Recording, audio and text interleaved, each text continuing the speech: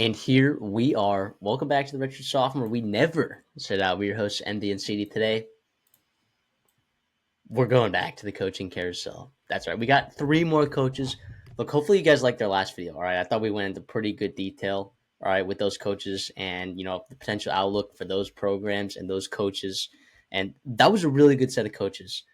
This one, maybe I'm not as excited about these coaches, but they could be really good fits for these programs. All right. We're going to be talking about programs of Southern Miss, Rice, and Kennesaw State today. Yep, some got an American, a Sun Belt, and a CUSA team. And I think that's significant because these teams in their respective conferences, now Southern Miss resource-wise, I wouldn't call them a bottom feeder, right? But in terms of performance in the standings of their most recent conference season, these teams were bottom feeders. So what can these coaches do, right? What kind of staffs can they hire? What kind of offenses can they hire? What kind of resources can they accumulate? What kind of things can they work out with their ADs? What kind of things can they do to be successful in their respective conferences in this new age in college football? Those are the kind of questions we're going to be asking and answering today. So we appreciate you for joining and make sure if you like the content, like the video, make sure you're sticking around for the rest of this offseason. We do a good job covering these coaches, so make sure you are locked in. CD, I know you were excited to talk about these coaches today.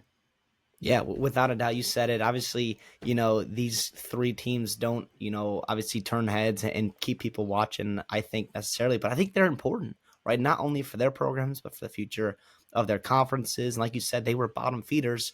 And with some of these coaching hires they made, you could see some shakeup there in these conferences, in the G5 conferences. Like, they actually matter too, now more than almost ever, with the playoff bid there, even if you aren't, a sicko of college football like we are, although I'm assuming if you're watching, Southern Miss, Rice, and Kennesaw coaching hires in mid-February, like, you're probably sick, and we'd love to have you. Make sure you are subscribed. Make sure you are liking and sharing the videos. We really do appreciate that. We are pushing subscriber count. We're pushing our videos in our channel. Trying to do good things here on this channel, and obviously we've enjoyed getting to know about these coaches, and hopefully you guys have too. With that being said, let's get in the first one. All right. We're going to go over to Southern Miss. Okay. We're going to talk about Charles Huff here. All right. And look, okay, if you look at the data the last, we're going to call it 5 seasons. All right. In terms of Southern Miss's performance as a team in the Sun Belt / CUSA, right? It has been suboptimal. All right. Will Hall did not work out. Okay. You have a situation here where you actually legitimately have resources at this school, all right, and you can see it in baseball as well, very successful baseball. Southern Miss also used to be really good at football, like a legitimately good football team. Back in the day, they can win 7, 8, 9 games a year. They can do that. The question is Charles Huff going to be the guy that can get them there, right? The former Marshall coach, he showed that he could get it done at Marshall. What I will say about Charles Huff, though, it's like Marshall, obviously before, the 90s, early 2000s, it wasn't a thing to win at Marshall. That's not what people did. Marshall didn't win games, all right? But Doc Holliday did a pretty damn good job with that program. And then Charles Huff comes in and also proves that you can win games there. And, he had a couple big signature wins, including the one against Notre Dame. Of course, we all remember that one a couple years ago. He's had good teams, all right? So is Doc Holliday. So I do think when people look at this in the last 5 years, right, your generic general college football fan might be like, okay, the expectations aren't high. But I think the disparity between the expectations of the national media and the fan base of Southern Miss, right, vastly differs. And I'm kind of with the fans here. There should be relatively high expectations for this team. Given the conference that you're in, given the resources that you have, given your geography, by the way, Mississippi, very good state. Lots of talent there. And the border states, too, are very talented as well. Correct. So you can do well. So some good coaches have come out of Southern Miss. Todd Monken, I'm just saying they can get it done. So I think this is a very good hire, and we'll talk about grades in a little bit, but I'll let you talk a little bit more about Charles Huff, his staff, whatever. I know you've got, just billions of stuff to talk about with this guy. Yeah, so obviously, well, first of all, who is Charles Huff, right? So if you are, a Big Ten or SEC fan, you might recall that name not only because he's the guy that beat Marcus Freeman Notre Dame a couple years ago, but also what he did at the running back position. He's been a running back coach, right, for a long, long time, going back all the way to 2012. Getting into running backs in the NFL with the Buffalo Bills. He moved back into college, was at Western Michigan for a year, then went to Penn State recruiting notable names such as Saquon Barkley, right? Obviously, everyone knows about him, what he's doing in the NFL right now. Went to Mississippi State, had success there. At Alabama, recruited guys like Najee Harris. And then once he got to Marshall to be the head football coach there, you've seen guys, I feel like churning out guys year after year. You look at, Rasheen Ali, you look at AJ Turner this past year and others. They've done a very good job there. What he does very, very well. And also winning games. You mentioned, Marshall pre, I don't know, 2012 was not really, winning a lot of games, consistently going to bowl games. And ever since you said Doc Holliday started having that program move in the right direction, getting ranked in the AP poll, and now Charles Huff, after going, 7-6 with his first year, making a bowl game, 9-4 second year, making a bowl game, 6-7 last year, making a bowl game, and then the first 10-win season in almost a decade for Marshall. Winning the Sun Belt, obviously, fantastic. So first of all, you're getting a guy at Southern Miss in Charles Huff who just won the league you are in. And if he tells you exactly how, why you're like, well, Southern Miss doesn't have the resources. Why is Southern Miss getting a guy like this? Well, he had options too. I'm sure he did. Charles Huff went from the best team and winning that title in that conference to then take over the worst team who went 1-11, right? And undefeated in conference play. It shows you, like you said, the potential that this program could have in the Sun Belt. Yeah, and obviously his contract, I'll get into that here. So Also, like your AD, Jeremy McClain, was the AD previously at Troy. Like Southern, it that should tell you what this program is capable of. That you have the yep. AD of Troy coming to Southern Miss. You have the coach at Marshall, just won the conference, coming to Southern Miss. We're not crazy for thinking that there could be high expectations for Southern Miss in the future. And also, you talk about investment into your football program and your coach, the contract here. So Mississippi, the state of Mississippi is interesting because it does not allow for longer than 4-year contracts. So it's a 4-year contract worth $950,000 with an automatic 1-year extension.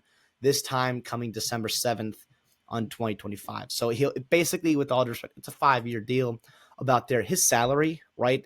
$950,000 doesn't seem like a ton. If you're seeing a guy like Chip Kelly go and make $6 million in the NFL as offense coordinator, that's tied for third in the Sun Belt, right? That would have been tied for third in the 2024 season. Will Hall made, almost over $100,000 less than that, right? A little over $800,000. Charles Huff was making $750,000 at Marshall, right? Which was, bottom 13, 14 there in the Sun Belt, which just shows what he can do. Obviously, it shows that just because you're getting paid more to do a job doesn't mean you're going to be better at it. But I think that's the reality of the investment that Southern Miss was willing to make in Charles Huff. Not only Huff, but also his assistant salary pool, something we talk about a lot here and how important that is to building out a staff, right? Assistant salary pool is going to be $2.35 million. And that's going to be kind of key. We're going to get into the staff here in a little bit. And I really like the staff. He was able to go out and get guys he was familiar with, guys who has had success, right, in past, obviously in the Sun Belt as well. All things that bode well for a good surrounding cast for Charles Huff in year one.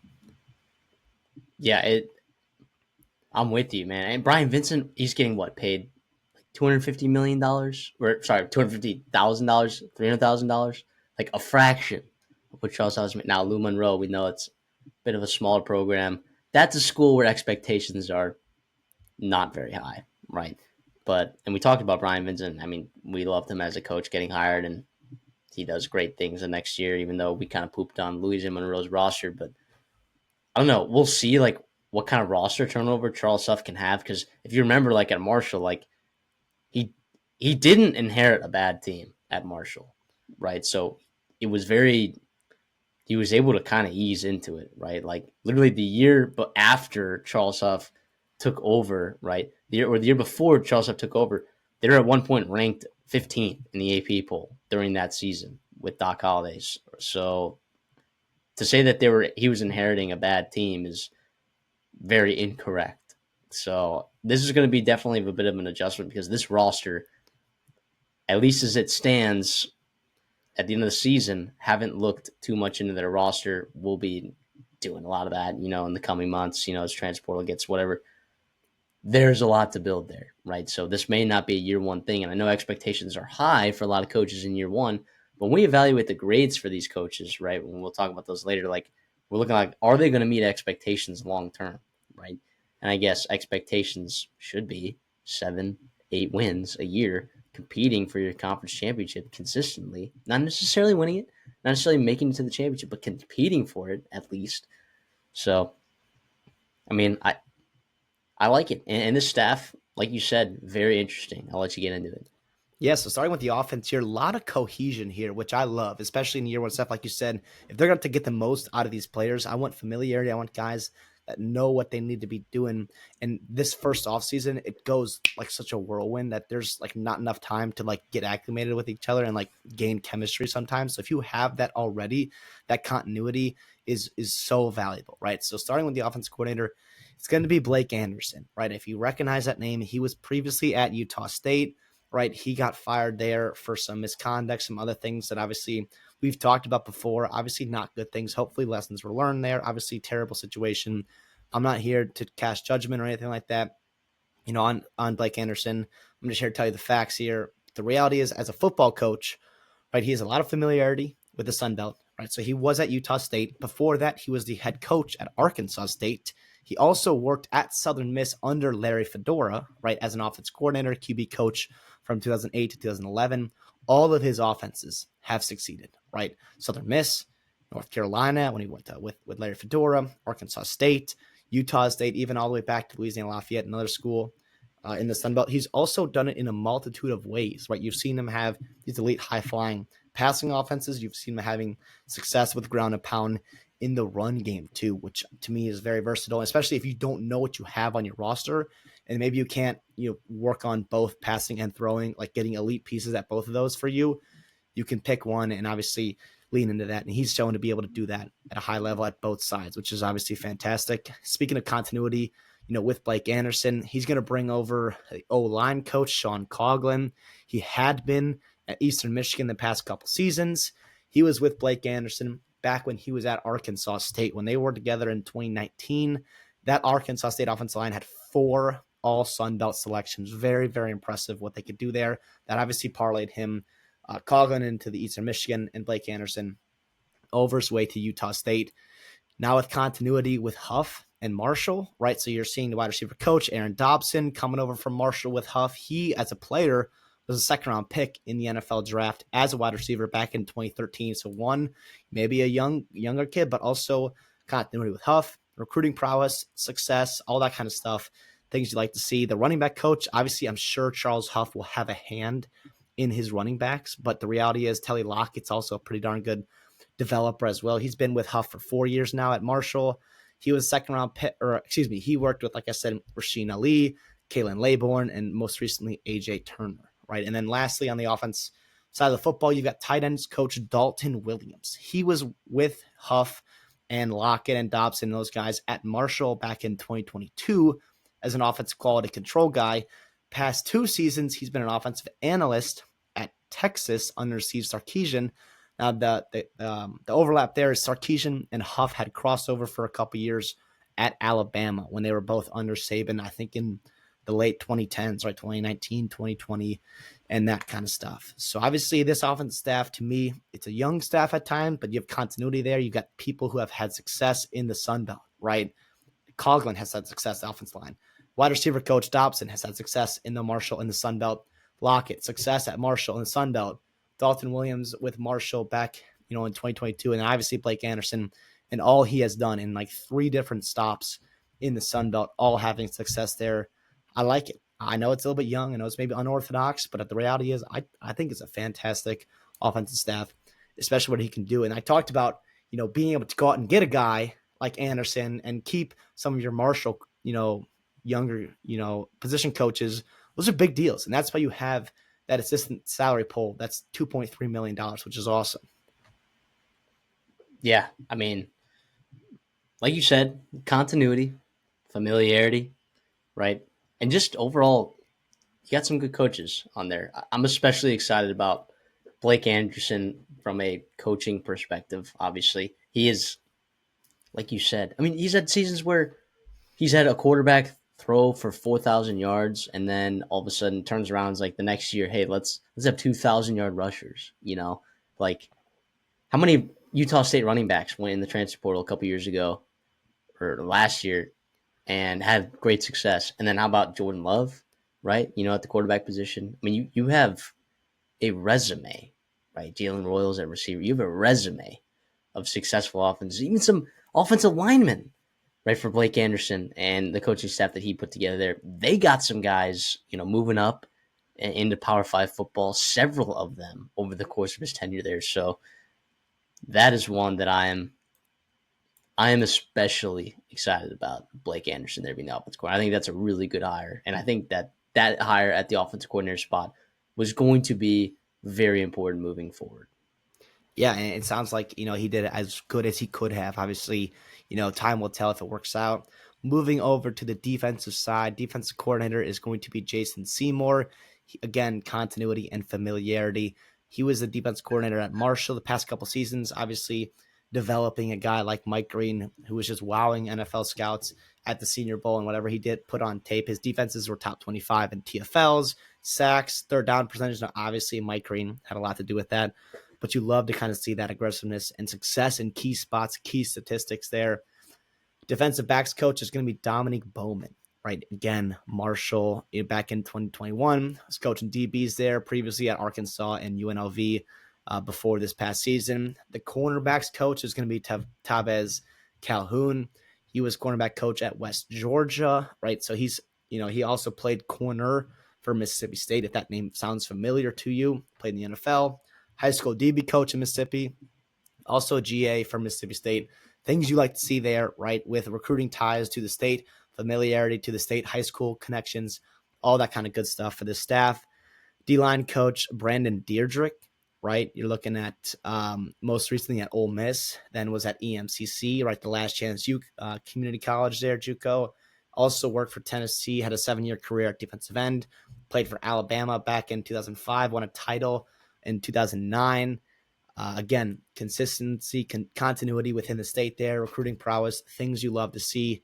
And then that special teams coordinator, Joe Bolden, right? He was at Tulsa, special teams coach there. He's also coached at Nevada, Ohio State, Michigan, FAU, Washington State, USC. He also played for Michigan. If you remember that name, Big Ten fans, he was a captain on that 2015 team. So obviously, I'm not going to sit here and pretend like I know who Joe Bolden is and what he did as a special teams coordinator, right? But the reality is these are some nice names you brought in there. And obviously that's all they are right now, are names like we talked about. You have to go off and earn that, in the offseason and obviously the playing the games come the fall. But this is about as good as you could have done. I'll say I think Huff, first of all, succeeded everywhere he's been in his positions, not only as head coach, but position coach. He just won the conference that you just want to win eventually.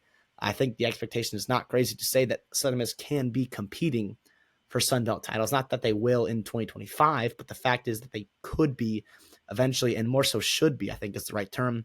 And the coaching staff, I mean, on paper looks pretty good. The buying investment from the upper ups, right? They seem to be there. So honestly, if you are a Southern Miss fan, this season, the past couple seasons, really since, Monken left you and, Hobson had that thing going on, like it's been a poop show, right? To keep it lightly.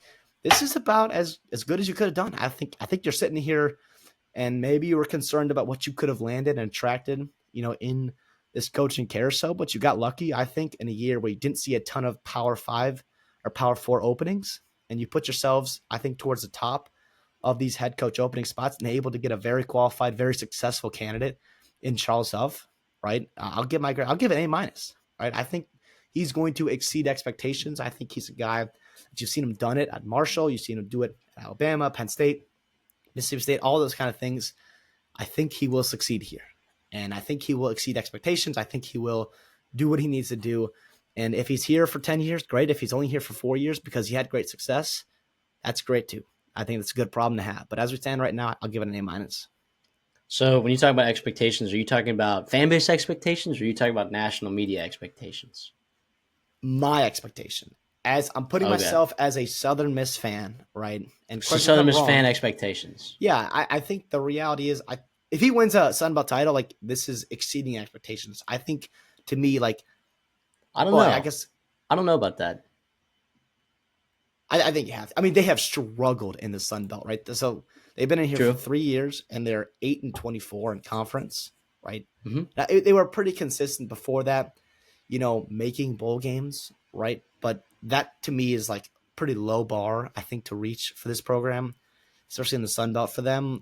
I think like competing for championships, yeah, maybe that is a lofty goal, but the reality is like he could do it there, and this is a program that can absolutely do it.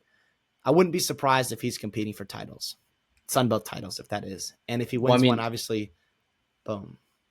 in the gosh, what is that like? Basically, 20 years that Southern Miss was in the CUSA. They won 5 conference championships in that time, right? So you look at Southern Miss, and you're like, oh, they only have 5 conference championships in their entire history. It's because they were independent for like most of their program's history, right?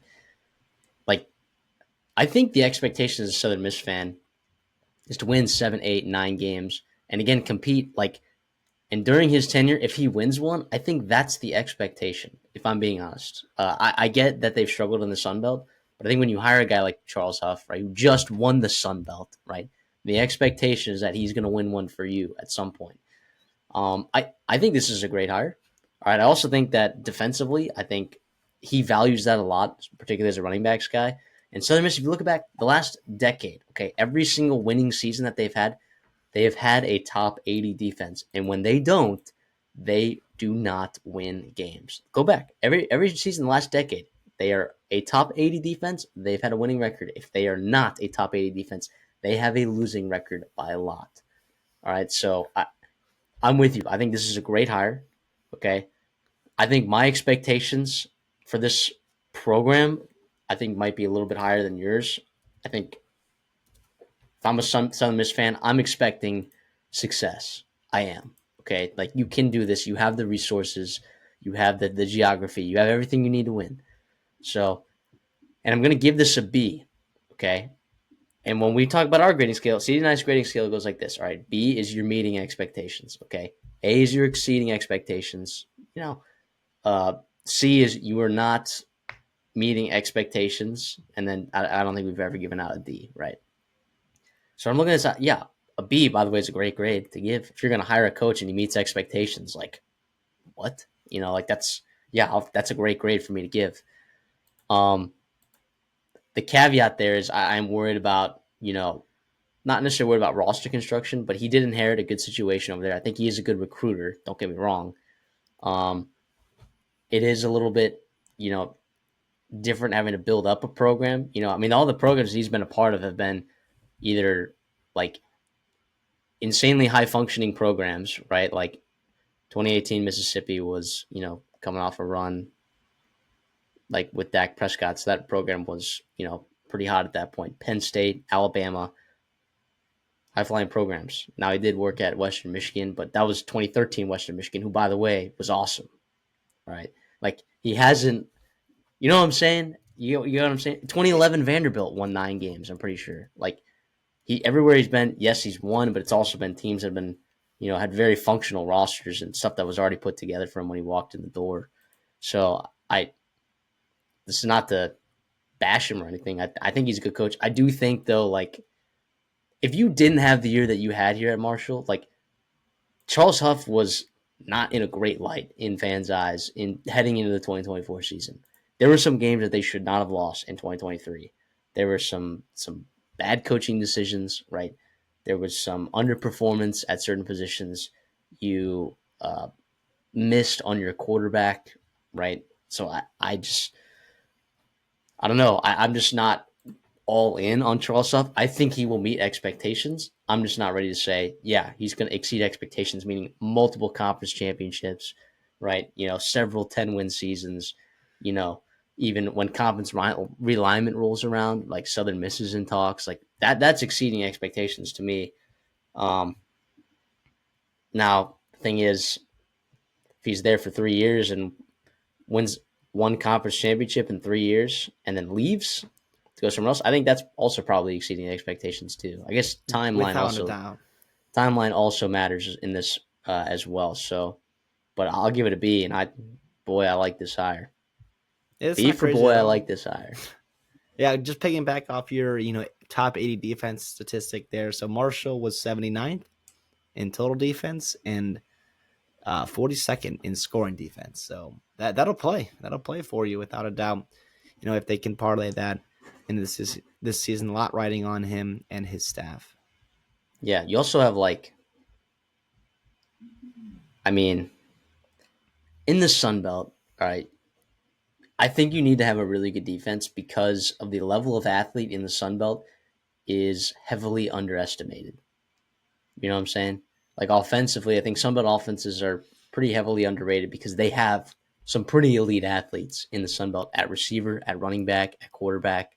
Yep. So Yep. I think it's very underrated, particularly in that conference. I'd say you could get away with it in the American. I could say you could get away with it in the CUSA at times. I could say you could get away with it in the Mountain West, especially, but you cannot get away with having a bad defense in the Sun Belt. No, no, not at all. And obviously Huff knows that. And that's why he went out and he got some of his guys he trusted at Marshall, bringing in some guys with Mississippi tie as well. And obviously, we'll see what kind of emphasis he puts on in player retention, also, roster or player acquisition with the portal and all that. See what he can do in the spring window as well. Let's head over to Rice. Okay. Mike Bloomgren, out. Okay. He's gone. See you later. Okay. Enter Scott Abel. A very, very interesting coaching hire that kind of somewhat reminds me of, I guess not necessarily the Bob Chesney, maybe more so Scotty Walden hired last year. Like, you have this pretty unique offense. Well, I guess maybe not so unique for the conference that Rice is in, right? Uh, but yeah, they needed to change, right? And it's hard to win at Rice, right? Because you're an academic school with academic standards. Despite having great geography, right? Your football stadium, it's a giant piece of concrete, right? Like it is a giant piece of concrete. It is pretty beautiful campus. All right, it's small, but it is beautiful. I've been there several times. It is awesome. But yeah, I just don't know that the expectations at this program are super high. So Scott Abel may get the benefit of the doubt when it comes around to when we're giving grades. Again, A for exceeding expectations, B for meeting expectations, C for not meeting expectations. I'm a I'm inclined to believe that there's a really good shot that Scott Abel meets expectations given the recent performance of Rice and also having to move up a conference into the American and not really seeing. I mean, I guess you saw success in your first year, but we'll see how it goes, man. Scott Abel, very interesting hire over here. Yeah, so who is Scott Abel, right? So obviously, if you haven't been tuned in to this program, to what Rice is doing right now, and that's why you're obviously watching this video to find out about him. Scott Abel is coming from Davidson, right? So except same college that Steph Curry came from. Obviously, their basketball team has had more success historically than their football team. But let's see, under Scott Abel, they won 63% of their games, which doesn't sound like world beaters, right? 47 and 28. First of all, if you're Rice, you freaking take that to the book every single time, right? Their historic average at Davidson, 42%, right? Scott Abel was the winningest head coach in Davidson history. 7 straight winning campaigns was crazy, crazy impressive, under, Scott Abel and all that. They won winning record in every single season he was there. Very, very impressive. Obviously he's known, you mentioned the unique offense. People call it a triple option. I wouldn't quite say like your traditional triple option, like Army and Navy run, where you're under center at times for all the time, right? Typically. But they ran the ball a ton. They led the nation in 6 of the last 7 seasons, led the nation, meaning in the FCS division. Averaged 338 rushing yards per game this season. Holy cow. Back in 2018, you may have seen this on SportsCenter and whatnot. They set a D1 record with 789 yards on the ground in one game against the University of San Diego. That was crazy. You also talk about not only just success on the field, but you talk about a program like building itself up even more. new facilities, right? Opened a new college stadium for the football team with new turf and concession stands, all that kind of stuff. Big scoreboard. If you're Rice and you've got your your huge stadium, I mean, it doesn't sound so good to you, but the reality is in some of these SCS programs, like this is a big deal. And what Scott Abel was able to do there, not only for his program, but also winning on the field, getting fan investment back into that program. It was fantastic. And so what I did is I went down and I watched a Georgetown game. Or I think it was week 1 or 2 of the season this past year. Watching Davidson take on Georgetown, and let's say it was ugly, right? It was not great. The defense was terrible, right? You give a ton of explosive plays if you're Davidson, right? Scott Abel's team. But you also offensively, you moved the ball well. You had chances to score at the end of half, but you throw a pick. You see a lot of wide receivers kind of flanked out. You got the quarterback at shotgun. The running back is like maybe a foot or two behind you, so it's very very close back and pistol there. You've got slot guys motioning. You've got like an inline blocker, not inline. Excuse me. You've got like a cruiser type tight end there that's flexed behind the tackle. You've got movement, but you also see like drop back passes where you've got a couple 3-step drops, hitting guys in quick games, on first and second down. They put up monster numbers, right? Now, a lot of it was beating up on some of the bad teams in the Pioneer League, but it was still very, very impressive. And I guess I talked to a guy, in the Pioneer League who had to face him, and he said that offense gave him fits, right? And what they had to do to prepare for that week. And obviously, what they did on the actual field. Very, very impressive. Before that, Abel was the head coach at Washington and Lee, back from 2012 to 2018. Again, he was 39-24 there. He won 3 conference championships. Again, he was there for a while. He was the OC there before being promoted. He also, by the way, talk about him turning around programs, not only Davidson, helping William and Lee or Washington and Lee have success there. Back to him in high school, it took over a program that was 0-10 when he took it over, and then 3 years later, they're winning a district championship. So Scott Abel, what he did, has done everywhere, has had success. Obviously, it is a unique offense and all that, but he's also familiar with playing with guys, maybe teams with inferior talent and resources to compete, and being able to trim that kind of gap with his coaching style, with his scheme, and all that kind of good stuff offensively. So it's very, very interesting. I for one, am selfishly excited to see it happen, and see what he can do in the American, see how much fun they can have offensively with Rice and Scott Abel can do there. So we'll see how it goes, but it's definitely one that's going to kind of turn your head. You're going to be watching Rice football and you're going to be like, whoa, well, what is this here? This is brand new for me. Is this Army Navy here? No. It's very fun. It's a very fun offense to watch. Yeah, and I also think like for Rice fans, the reason why this doubles like as a good hire, not only is he a good coach that wins a lot, right? But like I don't think say he wins a lot of games at Rice, right? How many, right, like Power 4, Power 5 schools boosters can justify, Yeah. paying money to bring in a head coach that runs that kind of offense? Like you can't, right? Like so Scott Abel, like no matter how much he wins at Rice, there's probably a cap to like what kind of job he can get, right? And Rice to me is near that cap. So if you're looking at this, from a perspective of a Rice fan, like Scott Abel's in this for the long haul, baby. In my eyes. Yeah, which is not crazy. And the reality too is hopefully Rice is too, because we'll see what happens in year one. But we've seen kind of the reverse effect sometimes where you have like a run heavy or maybe a pass heavy team trying to switch to a run heavy team and vice versa. Having different bodies and athleticism, it's hard to do that. And it's not just plug and play Madden or NCAA football, right? Where you can just plug in these guys and they can run any scheme they want. The reality is sometimes it is harder to do that in year one and have success with not having the typical bodies you want. And that goes not only if he were to leave somewhere. So if a Power 4 school wanted to hire him, they would have to be able to get over the fact that you could struggle year one because you're going to have a total change in offensive and defensive mentalities. You saw similar things. Mississippi State kind of did the flip flop thing, going from a very pass heavy scheme with Leach, and then obviously going back to a run heavy, and then going back to a pass heavy. So you see that kind of happens. The lack of success they've had the past couple of years.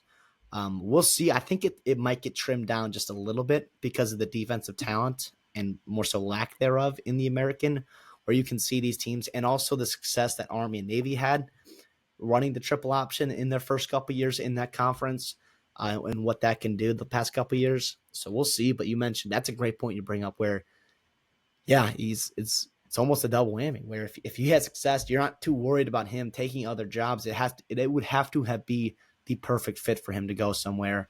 And it sounds like Rice, if it makes it a good fit there, even better for them.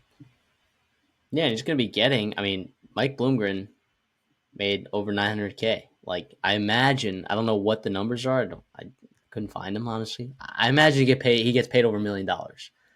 I'm sure he's going to be happy with where he's at right now, given this is a huge upgrade for him.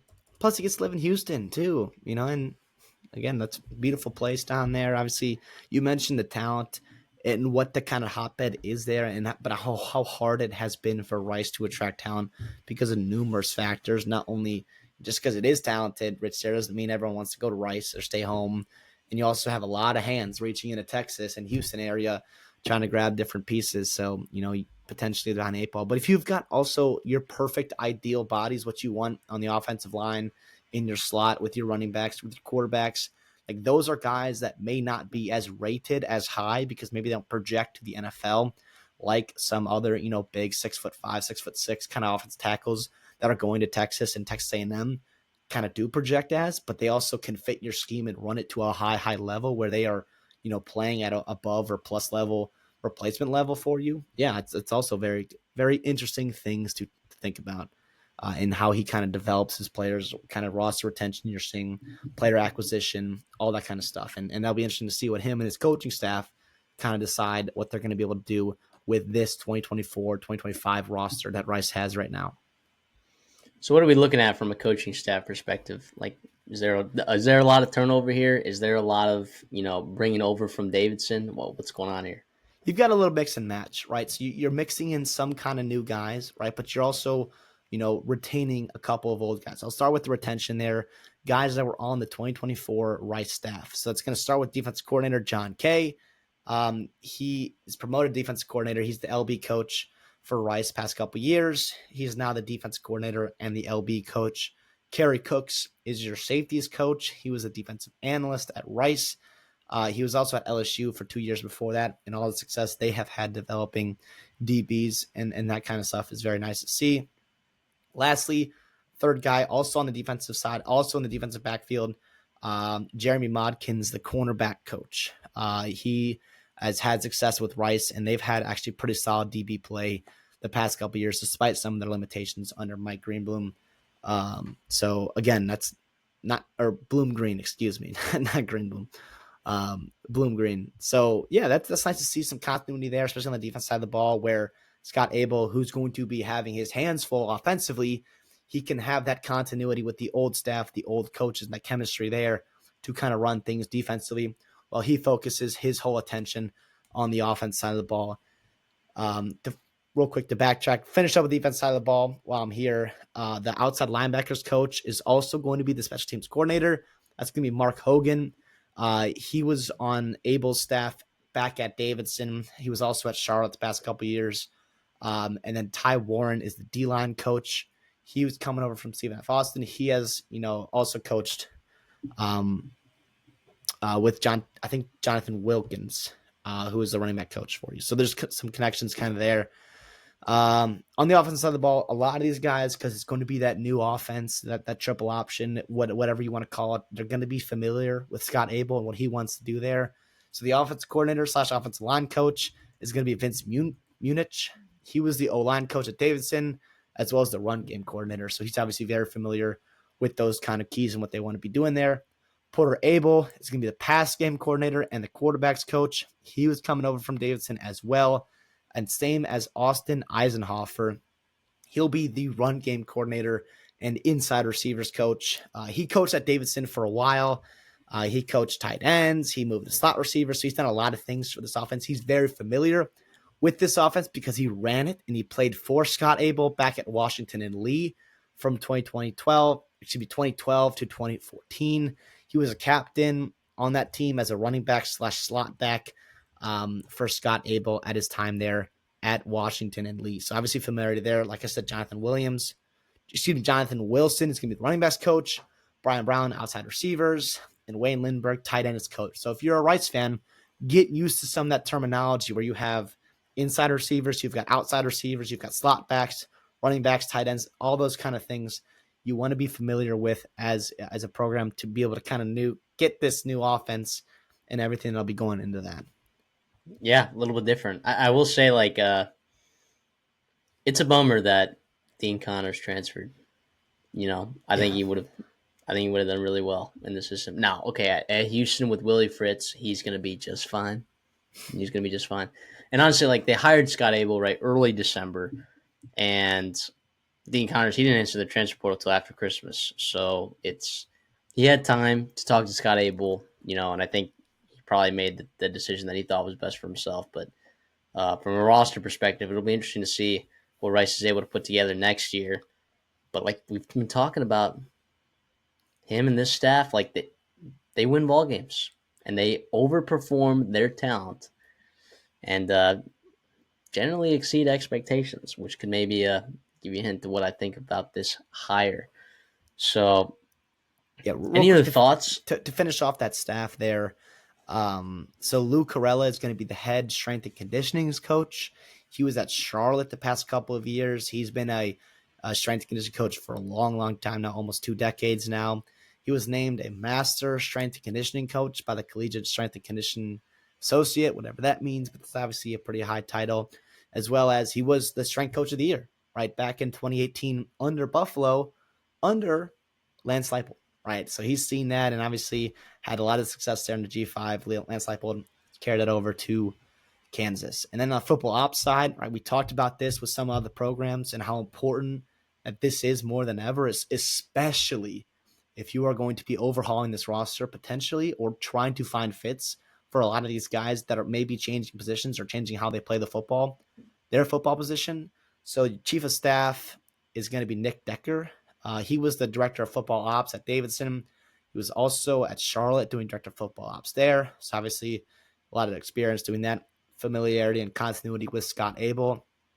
And maybe even one of the most important positions in coaching staffs, or these football staffs, if you want to call it, is general manager now in college football. And that's going to be Steven Jackson. He has a ton of familiarity with Abel. He played for him in high school, right, all the way back to there. He coached for him at Davidson, and now he's going to be his GM. Obviously, he knows exactly what Abel is looking for in his players, in retention, culture, all that kind of good stuff. You talk about alignment a lot in the NFL, right? With coach, GM, owner, all that kind of stuff. You're seeing a lot also being thrown around in college football as well. And to have that alignment with head football coach, with chief of staff, football ops, general manager, all those kinds of names and titles, that's very, very important now more than ever, potentially, with how important and how much else was thrown onto these people in these positions and how much they have to juggle, and not only just coaching a football team, but raising money, filling out a staff, NIL, making sure everyone's happy, agents, all that kind of stuff. It's a lot to deal with. And it sounds like Abel, even though he's making the jump to the FBS, he's going to have people around him that can help him out and doing that, maybe lighten the burden in year one, especially. Yeah, and this is Tommy McClelland, the AD. This is his first hire as a football coach. And he was tasked, being the brand new AD of going to the American Conference, right? Yep. This hire is huge for Rice as a program and for his career, if you really think about it. Now, Rice, there's a lot more. Baseball's a big one, too. He's got to figure out how to right the ship there. But this is huge. And I think in a lot of people's eyes, people are going to see this as a risk, right? Because you just have this guy coming up from, Division 3 or Division 1 FCS. Let me tell you something, okay? How many coaches have we seen come up from the FCS level or Division 2, whatever, and have immense success? Immense. Yep. All right, we talked about it last time when we were talking about Matt Ince, right? We talked about it with them. Chris Kleiman, Jeff Choate, Willie Fritz, Scott Satterfield, Deion Sanders, Bob Chesney, just to name a few. The Indiana coach, Kurt Signetti. Kirk Cinetti. I guess him and Scott Satterfield were in a situation where they were coaching and then they got promoted, so they had continuity. But um, there's you can have success, all right. And when I'm looking at this hire, we talked about this, right? B's meeting expectations, right? That's our baseline for our grade. Okay, I'm going to give this a B plus. Were there maybe better hires out there? Maybe, yeah, there probably were. But guess what? I think this is going to be a really good fit, and I think he's in it for the long haul. I think he's going to exceed expectations a little bit. That could mean literally that means bowl games. Yeah, That's that, literally what that that's what I means. think. And not finishing, bottom quarter of your conference in the American. I think Yeah, competing in that middle 50%, right, and working your way up to a bowl game, working your way, up to. I mean, if Army and Navy, who peace and love to Army and Navy, and obviously, have immense respect for those programs and those players, right? Doing way more than I ever am going to do with their lives. But the reality is, like, if they're competing at a high level in the American, not that the expectation should be to win and appear in conference titles, but the reality is that is absolutely not out of the realm of possibilities to be competing, having success in the American. yeah. So for that reason, I'm gonna give it a B plus, man. I'm gonna give it a B plus. I like it.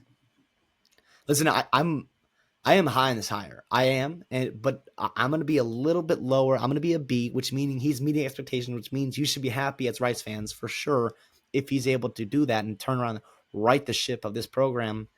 But I am worried about the potential of a roster overhaul, right? And what that could mean for not roster overhaul, that's the wrong term, but just shifting philosophies so drastically on the offensive side of the ball and only having one offseason to do it. And obviously with the portal and more so at Rice than he had the opportunity to do it back in 2018 at Davidson before the portal was really a huge thing, right? But it gives you a chance to kind of do it a little bit quicker. But I do worry if you struggle early, right? Do you see, people kind of start bailing on this gimmicky, different offense, right? That would be my only concern. Some hesitation there. But the reality is he has succeeded everywhere he has been. I think he's going to succeed here, but I don't think it's some slam dunk, which is not why I'm putting it, in the A minus category. But I do think he's going to meet expectations. And honestly, you said there's probably bigger fish to hire, but the reality is this is a beautiful fit. I use the word fit. This is a fantastic fit, a marriage there between Rice and Scott Abel. I think is going to work out so well. Let's head over to Kennesaw State. Brand new program to the FBS as of last year. They did acquire their first FBS win, being over Liberty as what, like 26-point underdogs. So that was awesome. Uh, Very unique program here. They got interesting geography. They got situate Brian Bohannon. Okay, fired mid-season last year. Chandler Burks comes in, takes over as the co-head. Sorry, uh, as the interim head coach. Previously was the offensive coordinator, co-offensive coordinator, I guess. And in comes, okay, Coach Jerry Mack. How are we feeling about Jerry Mack coming to Kennesaw State? The Mac brand. Obviously, it's with what happened there with Brian Bohannon, obviously it sucks. But I, for one, am excited about Jerry Mack. I don't have any affiliation to Kennesaw State, so I'm not, as bummed as some other fans are, and I get that. The way they handled it was not ideal. It's not how I would have, or I think a lot of people would have. But the reality is it's a business, right? This is cutthroat at times, and Bohannon knows that. Mack knows that.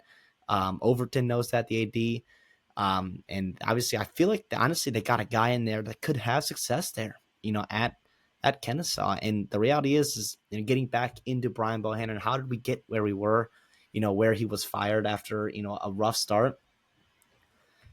He founded that program, right? Or he helped build it, right? So in 2015, that program started as an FCS program, and he was the coach, right? So he brought over his triple option, kind of option football, offense, and they had a lot of success immediately. Honestly, 6-5 in year one is unbelievable. Well, unbelievably impressive. By year 3 and 4 and 5, they were winning 12, 11, 11 wins, and then obviously you had the spring COVID season. And then you had the year after that, you followed with another 11-win season. You're winning a ton in the Big South. Ever since you have moved from the Big South, it has been, a struggle, right? So you move Out of the Big South in 2012, or excuse me, 2022. You go 5-6 in 23. You go 3-6, and as you move into the FBS in the CUSA, you go 2-10, and that's really a 1-8 record, right, with Bohannon. So it sucks, and the way it went down, and really the announcement and how it went down. Obviously, it's going to be a tricky situation when you depart with someone who was with you for 10 years. That just happens. And what he did in signing a contract extension in 2022, he also led them to 4 playoff berths. The reality is it sucked. And Milton Overton, the athletic director for Kennesaw State, kind of talked about Bohannon deciding to step down, and that was the way he put it. And obviously he showed his thanks and gratitude for what he did for the OWL program. But the reality is, according to Bohannon, he tweeted out, he's like, "This is not true at all. Basically, I want to be clear. I did not step down from my position. I wanted to be a head coach at Kennesaw State and the university and all that kind of stuff." And obviously, tricky situation. He'll be fine though, right? He's going to go back to Georgia Tech to be a senior offensive assistant there. He was there under Paul Johnson, right, for 16 seasons, had a lot of success there. He coached at Navy, coached at Georgia Southern. Yeah, different Georgia Southern team that gave Saban, the shit through a tin horn, soundbite, but similar, obviously, prevalence there with what they did running that offense. Obviously, it's an ugly look for Kennesaw State, but it was probably the right thing to move on. I'll be honest. I think it was. It was probably time to change things up. I also think with the way that they wanted, to kind of change philosophically, I wonder if Bohannon was not willing to change like that offensively. When Milton Overton, who, by the way, fun fact, is the dad of star defensive end for Alabama, LT Overton, also played at A&M, right? Former 5-star kid. Interesting there. But reality, he said, Coach Mack has proven experience running up-tempo offense and productive offensive schemes. To me, that is a direct, here's what I want to do. I want to run the football. I want to be excited about throwing the football up-tempo, modern, quote-unquote, offenses, attracting talent, running up the score on people. You see how the CUSA is kind of moving towards that with some of these coaches, Scotty Waldron and others. And this could work. It could not work. But the reality is I feel like Jerry Mack's going to have success there. Yeah, I mean, it's going to be interesting. And when I've had a tough time, in terms of evaluating like what kind of grade you give this hire, is because we talk about with all of these hires, with all these grades, right? It has to be relative to expectations. It has to be. Okay, that's the only way we can fairly grade these coaches, these coaching hires. Sorry. What are the expectations for Kennesaw State as a program? Like, you're in the CUSA, right? So you can compete. Like, you can. You have great geography right there in Cobb County, Georgia. The reality is, though, I mean, you are not in a good spot as a program. You're not. What does it take for Jerry Mack to turn this thing around? Like, is it just having an elite coaching staff and retaining his coaching staff? Is it, you know, somehow finding success in the transfer portal, which I don't know that you're going to, given the funding of that program? You have one of the least fun athletic departments in the country now that you're in FBS. I don't know what these expectations are. Like, can they make bowl games like consistently? I don't think that they can. Even playing in the CUSA, I'm not sure that they can. Might be biting my tongue here in a couple of years because we really don't know what these conferences are going to look like as you continue to add more teams from the FCS and whatever.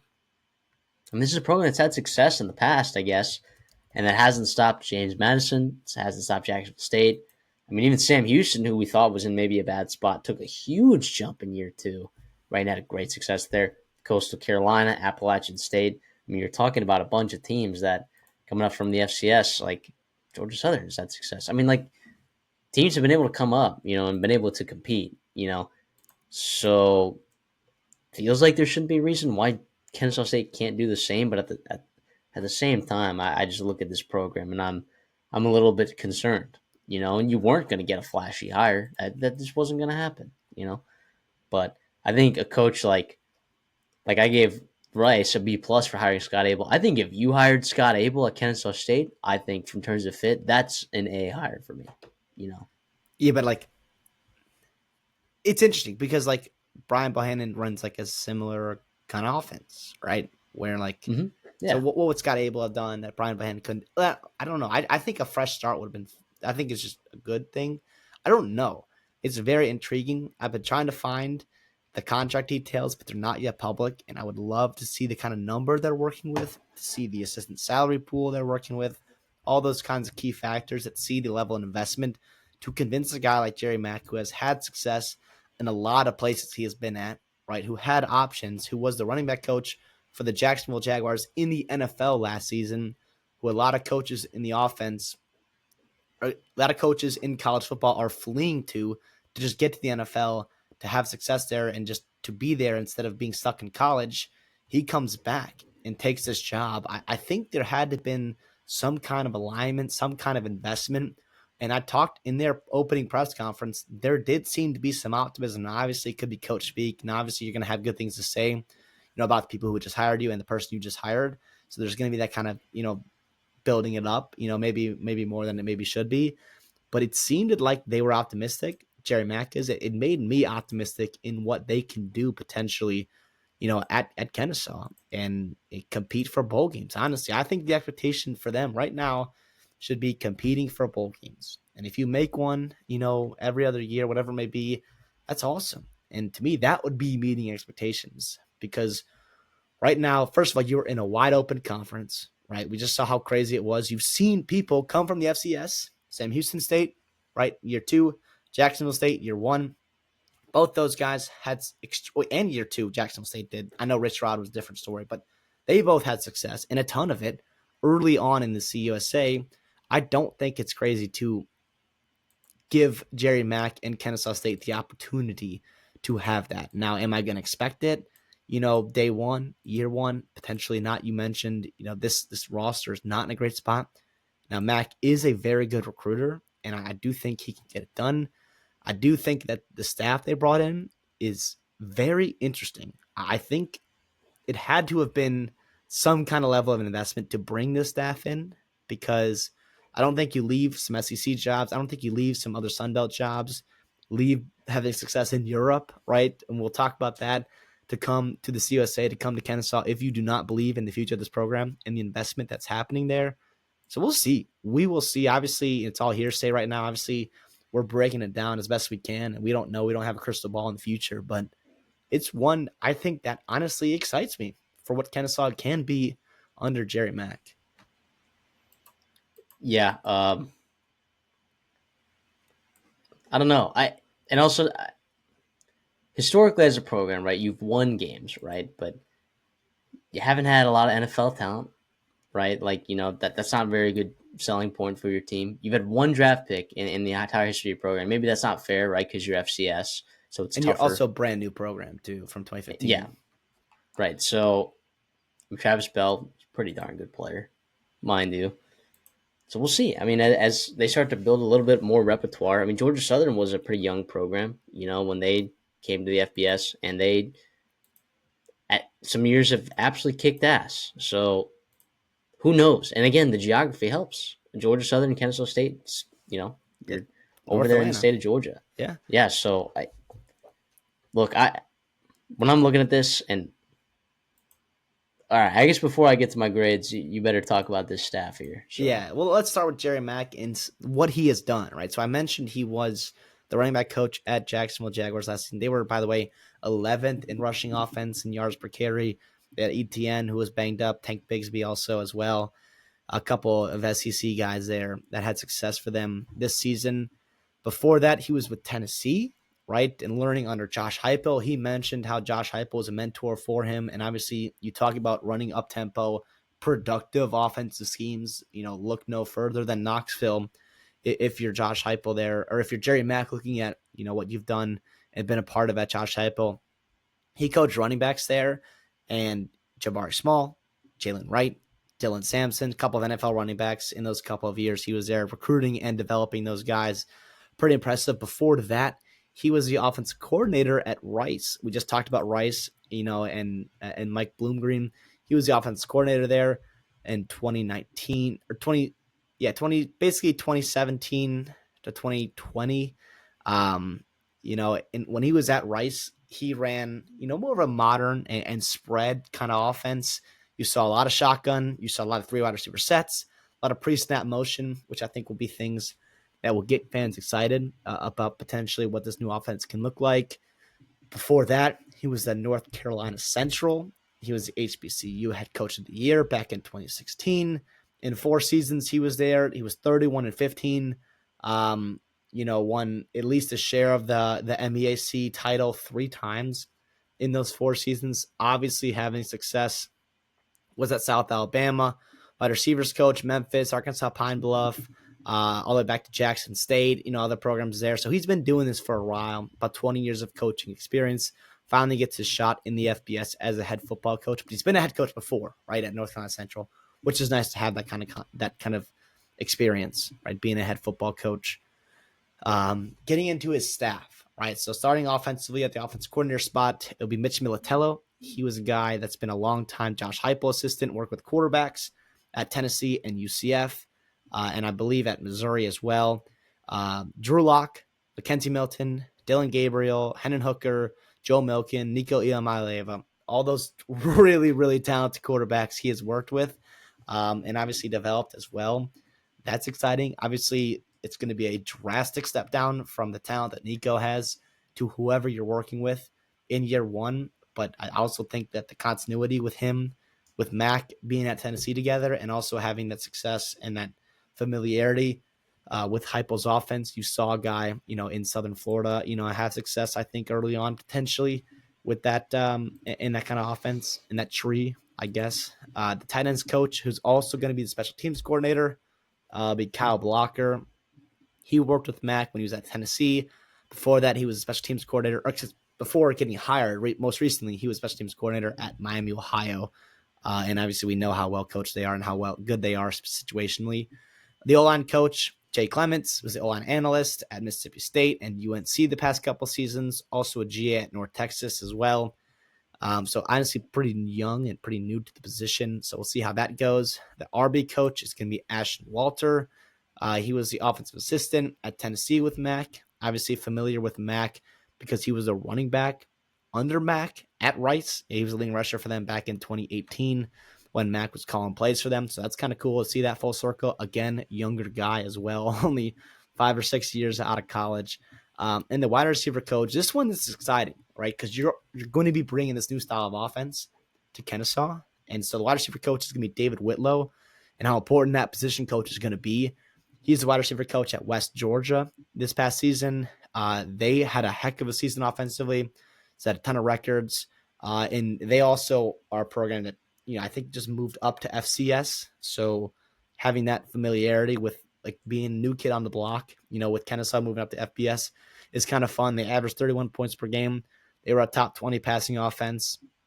They had 3 receivers he developed into having, more than 500 receiving yards. He's also been at Ole Miss and Auburn as well.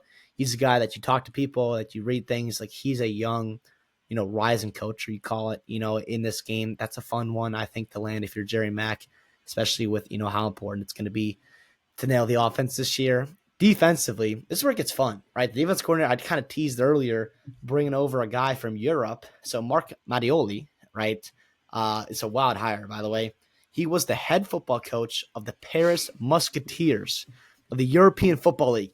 Give it up for the Euro Football League. Are you kidding me? He led them to an 11-3 season.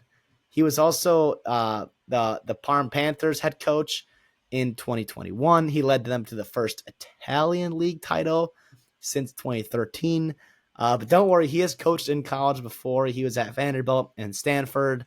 He's also familiar with the state of Georgia, as he was the line coach for LaGrange College, just southwest of Atlanta. He also grew up in Roswell, Georgia, which is not far from Kennesaw, just north of Atlanta, right? So obviously he has familiarity with the area. It's not just some random hire they took out of Europe and he's going to have, bringing over his European accent and all that. But no, it's, first of all, a super qualified guy. I also love the fact that he's been a head coach too, that he can have, be the head coach of the defense, right? Where Mac and Militello and Whitlow and all those guys can focus on the offense, and he can be a little bit more administrative on the defense side of the ball.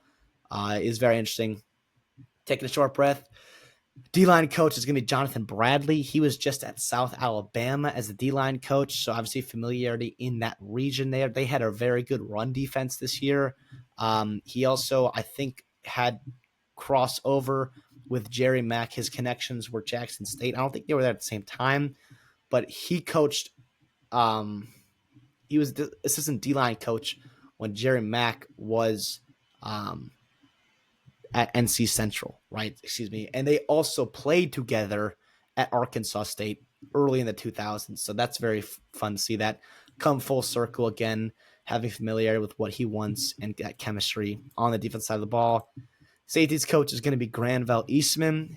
He was the recruiting coordinator at Rice the past season. He was also the defense coordinator for Hoover High School in Alabama.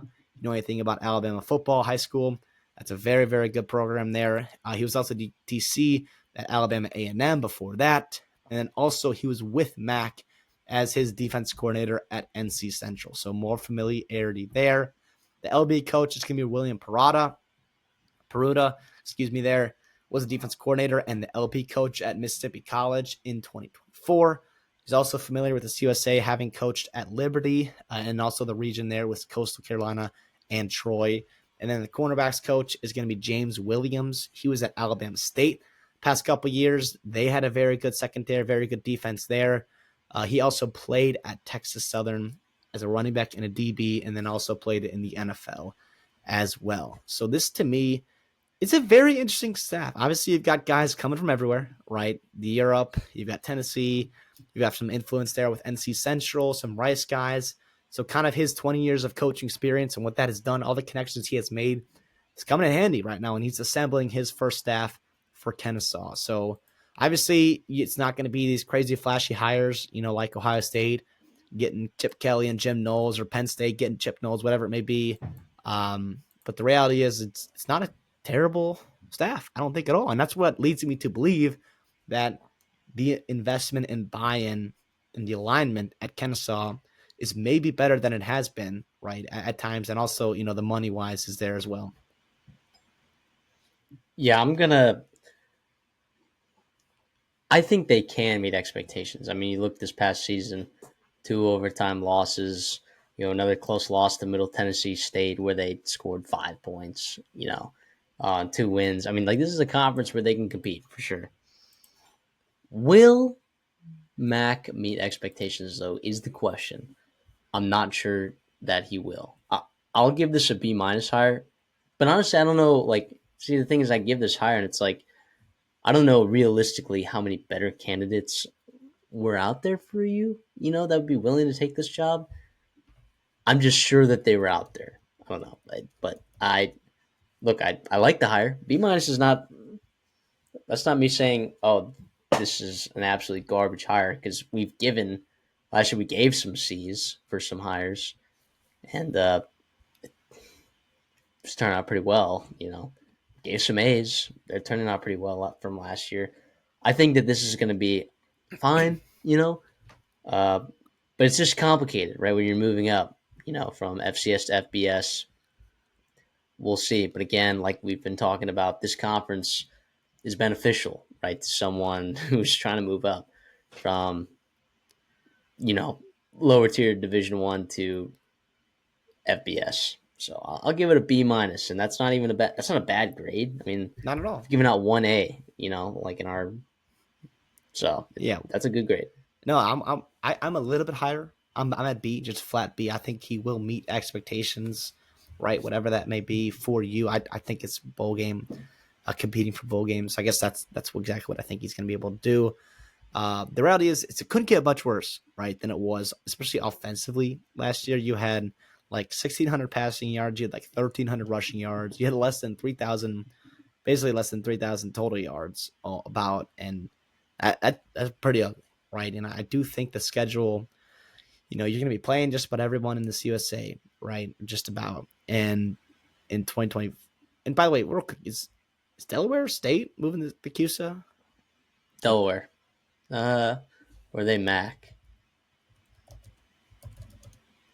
I guess I should look that up. But the reality is, yeah, they're coming in this year. So maybe you get Delaware State. That's an opportunity to win games. You've got Merrimack on your schedule. You've got Arkansas State.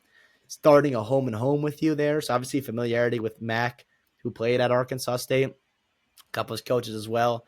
That's a home game this year. Not that they're going to be favored in that game at all, but I think there are opportunities to win, 4 or 5 games this season. They were close. They had 2 overtime losses. Well, they had 1 overtime loss, 1 double overtime loss, right? You lost a close, ugly game to Middle Tennessee, right? So there are wins to be had, on this schedule. You just have to win the games in the out of conference that you have to win, and then just kind of compete and hang around Nakusa. And I think that can be done. And also, I don't know, maybe he was just charismatic, and I liked what he did and was talking about, and the staff he brings in, and the success he's had everywhere he's been. And honestly, like the new up tempo energy, I think he's potentially bringing to this program. And maybe I'm a sucker for that, but I don't know. I for one am excited about this. Again, I don't think it's a slam dunk. Like you said, there were better hires out there, but realistically too, like this was probably one of the better ones you could get. And obviously, time will tell to see if it works out or not. But I think he'll do good things for this program, especially in a time of need, too. You talked about Rice and how important it is for them to nail this. But the reality, too, is like this is a big one for Kennesaw because you cannot be, 4 years in the FBS and just struggling heavily, right? And having to find a new coach, continuing to build a new program up from the ground up. So, yeah. Well, that's it. That's coaching carousel. I guess part two. Another three coaches, three up, three down. Make sure you guys are locked in for our future coaching carousel episodes. If you haven't seen our other coaching carousel episodes, make sure you check those out as well. If you're a big college football fan, I think you're going to find them pretty interesting. So we appreciate the support. You've been with us, from 2023. Now we're heading into the 2025 season upcoming this year. So we're excited for that. Hawaii is basically starting spring ball right now, so we're already back. So I am pumped to continue working on this channel and loving college football and covering it for you guys. So see anything for us on the way out? Without a doubt, it was a blast to learn about these coaches, their staffs, connections, all that kind of stuff. Diving deep, we put a ton of work into this episode. So obviously, we do appreciate you clicking, watching, liking, subscribing, all that kind of good stuff. Hopefully, you guys are enjoying it as much as we are. Obviously, it sucks. I know that. Right now, there's no college football going on. I get that. But the reality is, like, these are big deals. These off seasons are super important. A lot goes on. We hopefully have a lot to say that you guys appreciate and able to tune in for, to be ready for the 2025 season. And we'll see y'all in the next one.